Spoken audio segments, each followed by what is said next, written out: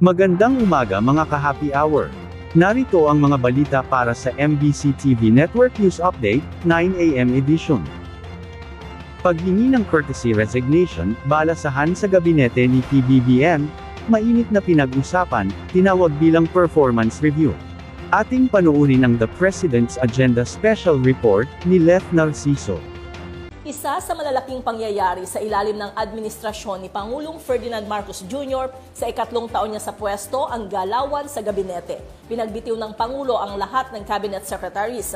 Ginawa ni Pangulong Marcos ang hakbang na ito matapos ang 2025 midterm elections noong Mayo, kung saan hindi gaanong naging paborable sa administrasyon ang resulta dahil 5 lang sa mga kandidato nito sa pagkasenador ang nanalo. Isa sa nakitang rason ng Pangulo ang pagkadismaya ng mga tao sa serbisyo ng gobyerno. Hindi kasi anya nabigyan ng sapat na atensyon ang mas maliliit na bagay na magpapaginhawa sa pang-araw-araw na buhay ng mga tao.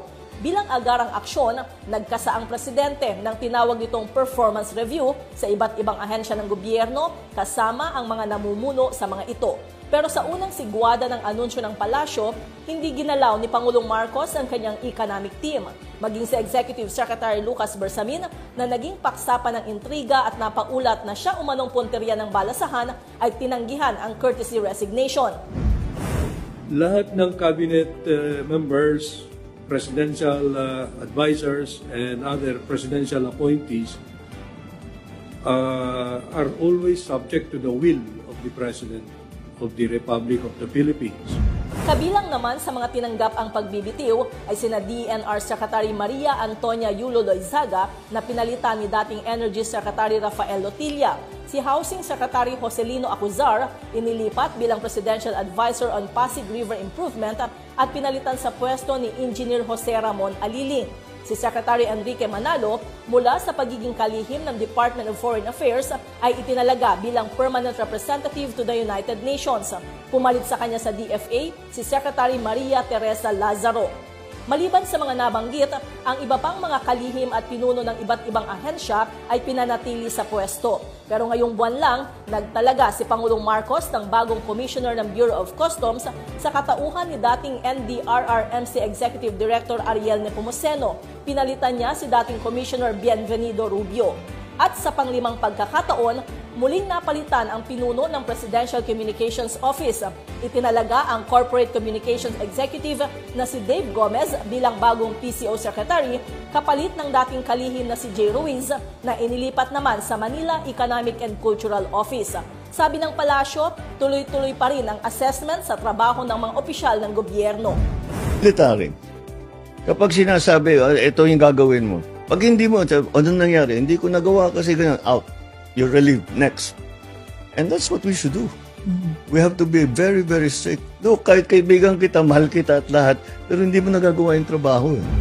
Ngayong nasa kalahati na ng kanyang termino si Pangulong Marcos, nananatiling nakabantay ang mga tao sa direksyon ng administrasyon. Ano-ano nga ba ang kanyang bubuing mga legasiya, katulong ang mga alter ego? Para sa The President's Agenda, ang ika-4 na sona ni Pangulong Ferdinand Marcos Jr. Ito si Lef Narciso para sa DZRH, una sa Pilipinas, una sa Pilipino.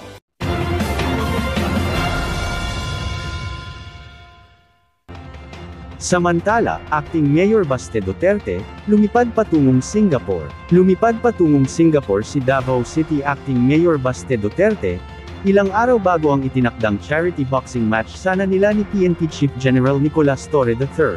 Base sa impormasyon ng National Bureau of Investigation, na umalis mula sa Davao International Airport ang vice-alkalde, at nagtungo sa Singapore nitong umaga ng Biyernes, ang nasabing pahayag din ay kinumpirma ng Bureau of Immigration. Magugunitang kumasa ang PNP Chief sa naging hamon na Duterte, nasuntukan kung saan minabuti ni Torre na gawing charity boxing na lamang ito para ang kitain ay ibahagi sa mga nasalanta ng mga bagyo at habagat.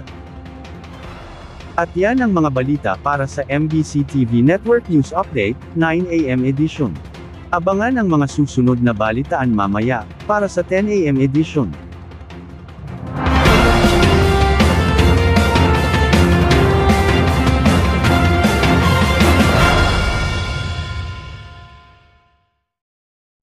Mga ka-happy hour, kung gusto mong manood ang mga balita sa MBC TV Network News Update, mag-subscribe sa aming YouTube channel, i-like ang aming Facebook page, at i-follow sa aming TikTok account.